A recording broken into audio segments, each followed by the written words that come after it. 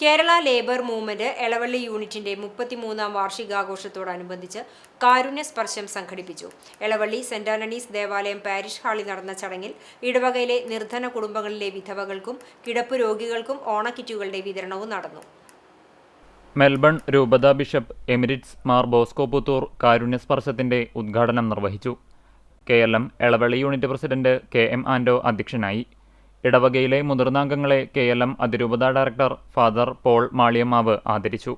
ഫൊറോന director father Joby Puthur അനുഗ്രഹ പ്രഭാഷണവും ഇടവക വികാരി ഫാദർ ഫ്രാങ്ക്ലിൻ കണ്ണനായ്ക്കൽ ആമുഖ പ്രഭാഷണവും നടത്തി.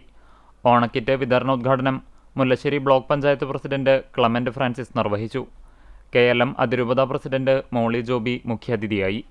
എളവള്ളി ഗ്രാമപഞ്ചായത്ത് അംഗം KC ജയൻ, അതിരൂപത ജനറൽ സെക്രട്ടറി ബേബി വാഴക്കാല, അതിരൂപത ട്രഷറർ ഫ്രഞ്ചി ആന്റണി, അതിരൂപത സെക്രട്ടറിയും ജനറൽ കൺവീനറുമായ PI ഷാജു, അതിരൂപത മോട്ടോർ തൊഴിലാളി യൂണിയൻ പ്രസിഡന്റ് സൈമൺ വടുക്കൂട്ട്, KLM ഫൊറോന പ്രസിഡന്റ് ഔസേപ്പ് എളവള്ളി, വനിതാ വിഭാഗം പ്രസിഡന്റ് സീമ ഷാജു, ഇടവക ട്രസ്റ്റി ആൽബിൻ ആൻഡോ, യൂണിറ്റ് ട്രഷറർ CK ജോയ് എന്നിവർ സംസാരിച്ചു.